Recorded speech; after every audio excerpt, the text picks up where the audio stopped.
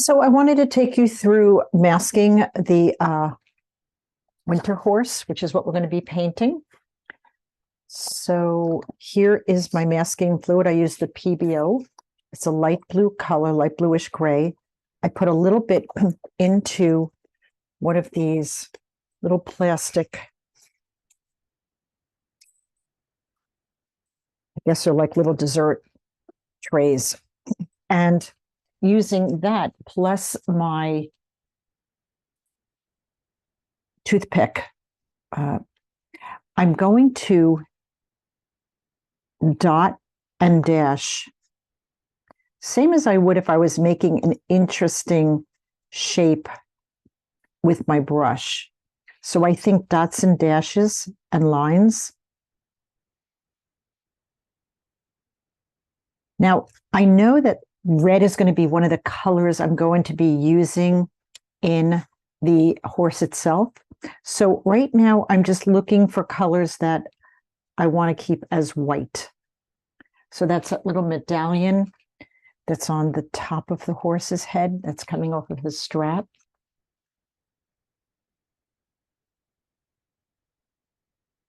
And one of the tricks to masking is just to really have an interesting mark put down. So that's why I don't really love doing hair. It's really kind of hard. So I think we're not going to be masking any of the hair on this.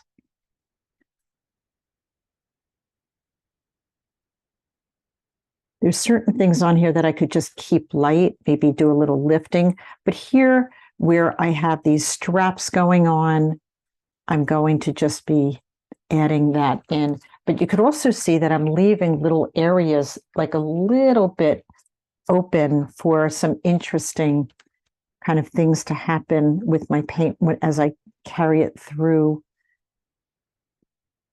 over. The idea is that we just paint right over this area, that little buckle area right there.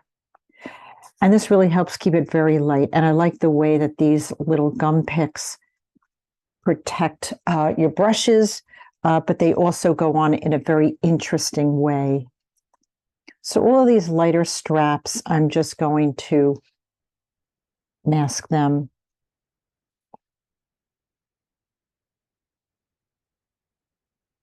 There's that kind of thread going through his bridle there, but I think that that's just busy, so I don't know if I want to keep that. Here's the nose. On his nose, there's a kind of a something there. So put these down as interesting as you possibly can, and that will help when you lift it, it won't look so bizarre and strange. Yeah, it's one of the tricks, and it takes a little getting used to. And of course, one of the things that I always say is just because I lifted the masking doesn't mean that it's done. I like to see it lifted and then find a way to blend it into our painting so it's not so stark. Trick. It's not a trick. It's a technique, and it's an understanding of the technique. Get it out a little bit. There we go. So this is kind of all the buckles down there and whatnot. Anything on the horse itself, I am not going to be masking. But the buckles, I think, are a good thing. And then there's these beautiful blue and red beads. And I really want them to be very prominent. So what I'm going to do is I'm going to make them dots. I think that would be a very interesting way. Then we'll lift it and then we'll paint it.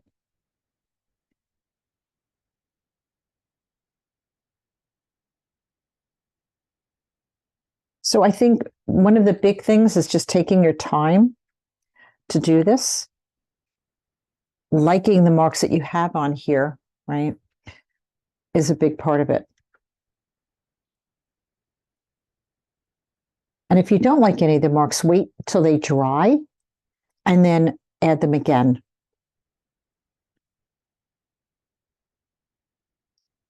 Wait till they dry, lift them with your rubber cement pickup. You can also lift it with a nice crumpled piece of saran wrap, believe it or not. Yes, it's very cling wrap. And then we'll go back in once we lift it and paint these areas here. I want them to be a bright color. May do a little bit more on that band on his head also. This is making me kind of think about it and simplifying the marks that are here also. You don't need to have all of the bridal parts that he's got going on, but he's got a lot, and that makes it interesting. Certainly these areas here, these fun circular rivet kind of things here, those are great to have. Back out, show you where I'm at. Take your time with it. Certain things that I know I can avoid painting it, I just won't mask it. I said I was going to come up here to his forehead a little bit up here. There's some nice, again, don't just make it a blob. Make it interesting. Think of it as part of your painting, because then your marks will be interesting.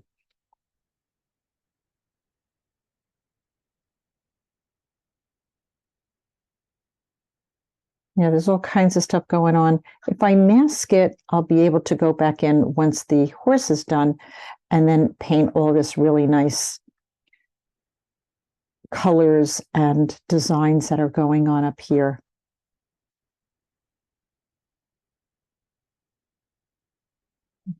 So don't just blob it on. Take a little time and patience and really make it worthwhile. The closer that you do it to that thinking, the better off you'll be. Now, the other thing I want to do is I want to add some snow to this, which is not in the photo, of course, but I like to do it nonetheless. So I'm going to also splatter some snow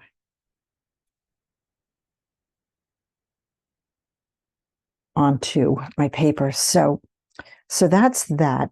That's my area here. Now, the fun part about doing this is just finding an old toothbrush. Okay. It's nice and soft. So it's a nice old soft brush. I will put it into my tray and I will just splatter it right into on my painting. Now, I will just warn you, make sure that your painting, your drawing is dark enough. Okay, that's really important. And if you get some bigger areas, that's okay too. Some nice big blobs also really kind of help. And we want to do this well in advance of the class so that it's all nice and dry. Now, if you didn't get big enough blobs there, and I did not, and sometimes I really love the big blobs, they're kind of like the closest to the camera. I'm putting my toothbrush into my jar of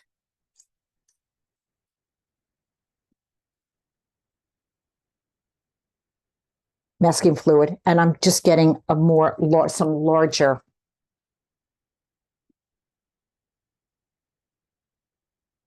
dollops of, and if you want even bigger ones, just tap it. And now I got some big ones also. That looks like a nice snowy scene. If you want to keep your toothbrush, just put it in water and then change your water out. You don't want to be using your brush where your masking fluid was. And if there's anything left in here, which I don't really have anything left, you could pour it back into your jar of masking fluid and seal it tight and store it upside down. That's it, kids. That's all you need to do. And I'll see you in the class.